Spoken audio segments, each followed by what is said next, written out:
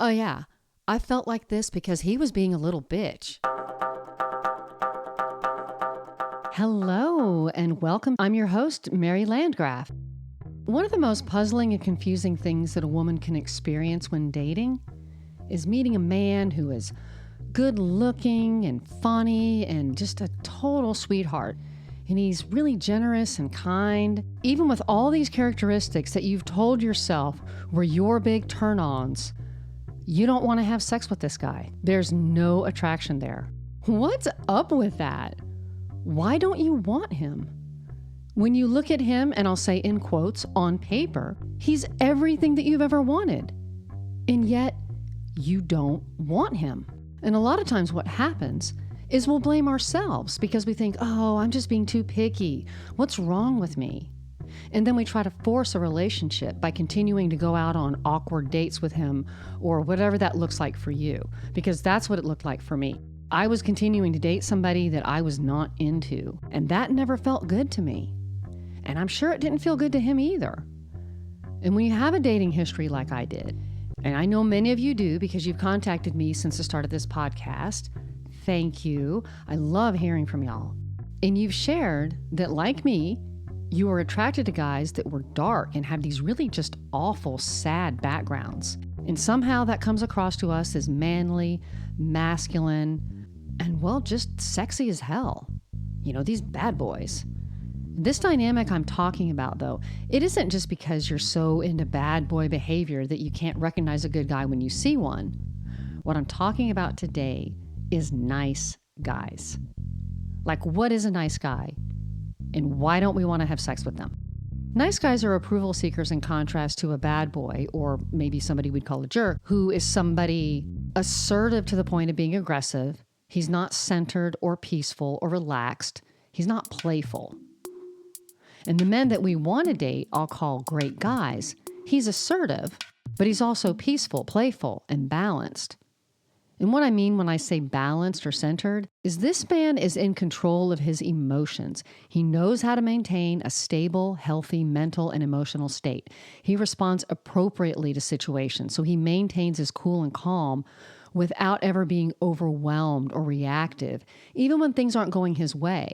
This doesn't mean that he's faking calmness and suppressing emotions, but rather he's adaptable, which of course is the sign of a mentally and emotionally mature person.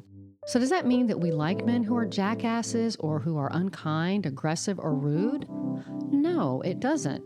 But men who are rude tend to get more action than men who are nice. And any nice guy will tell you that his jackass friends are the ones that get all the ladies. And it's not because we crave jerky behavior.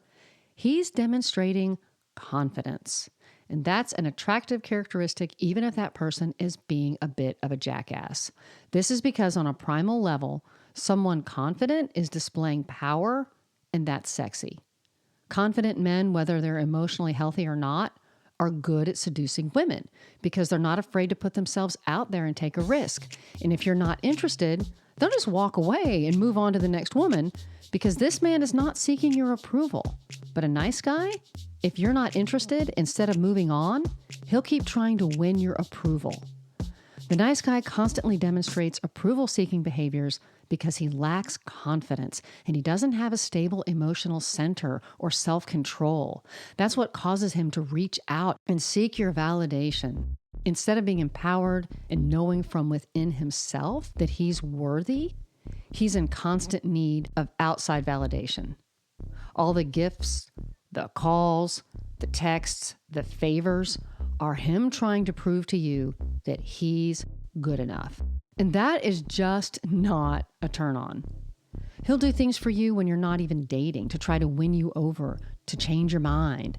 A great guy, a healthy guy, he'll do things for you too, but he does them to make your life nice. He's coming from a place of wholeness.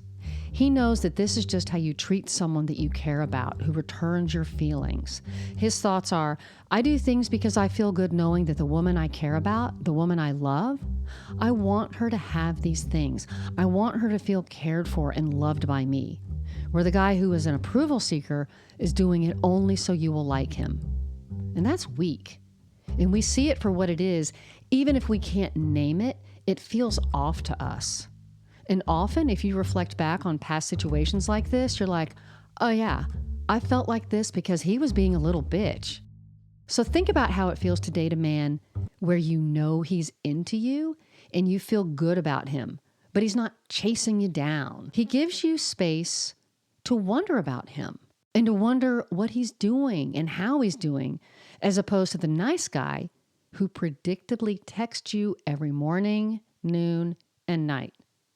You're never curious about that guy because you already know how he's doing and what he's feeling about you, because he makes damn sure you know. There's no chance for you to feel any curiosity about him or wonder about him. And that's what we need as women. We like to wonder about men, and we like the mystery of men, and that builds our attraction.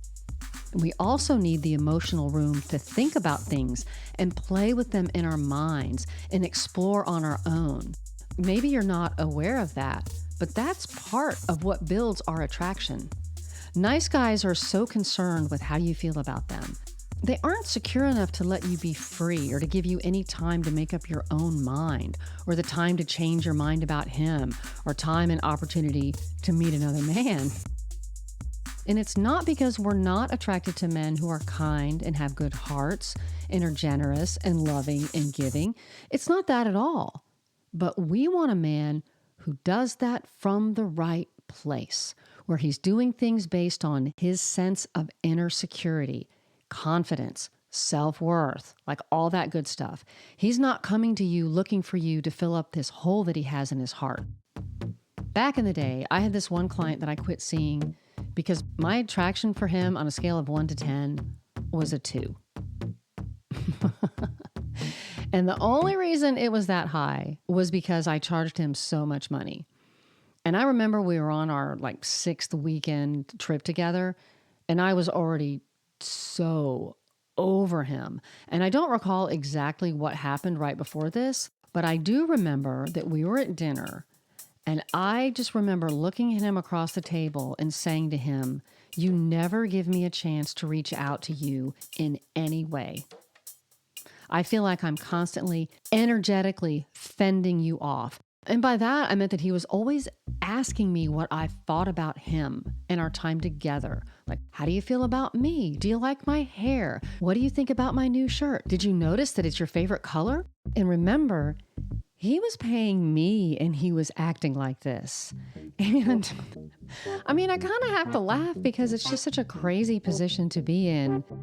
And I know now that he was one of those guys, and like I'll talk about a little bit later, that he wanted a relationship from me instead of having it just be an escort client situation. And you might wonder, well, why would I, continue in a relationship with him? Well, a couple of reasons.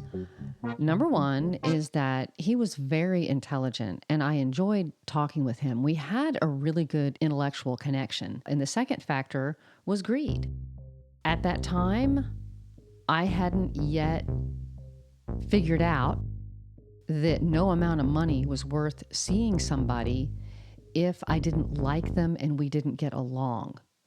And what ended up happening was, I think my level of attraction and interest in him, the first time I saw him and met him, like after our first appointment, might have been at like a 5 out of 10.